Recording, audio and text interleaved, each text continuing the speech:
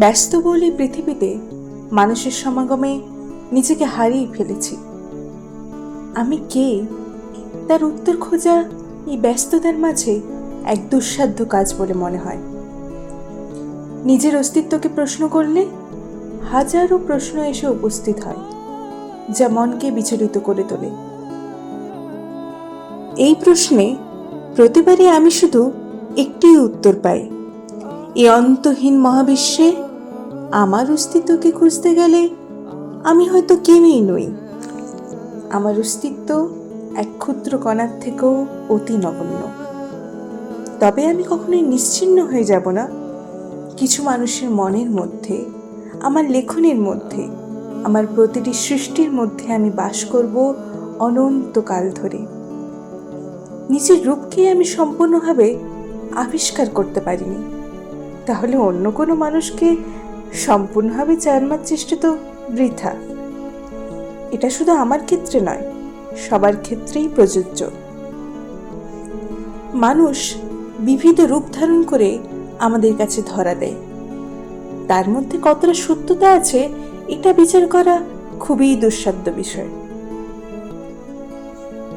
মানুষ হলো এমন একটি জাতি যার মধ্যে সর্বোৎকৃষ্ট গুণ মানবিকতা বর্তমান। কিন্তু এই শব্দের অর্থ কি মানব জাতি সম্পূর্ণ প্রমাণ করতে পেরেছে?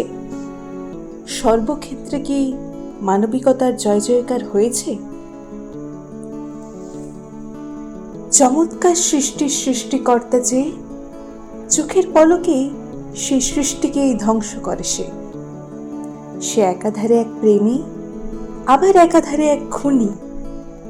সে আস্তে আস্তে গড়ে তোলে এক সুন্দর সম্পর্ক, আবার নিমিষেই ভেঙে চুরমার করে দেয় তার মর্ম। সে মনে জাগিয়ে তোলে বিশ্বাস অপার, কিন্তু আড়ালেই লুকিয়ে থাকে তার রূপ বিশ্বাসঘাতকতার। সে বার্তা দেয় অফুরন্ত আশার, পর মুহূর্তেই ডেকে আনে এক কালো মেঘ তীব্র নিরাশার।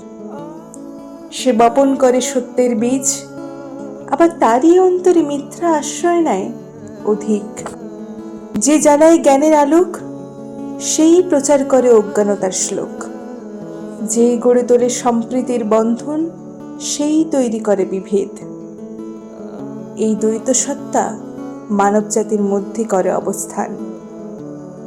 আমরা কি তবে রাখতে পেরেছি সঠিক মানবিকতার মান?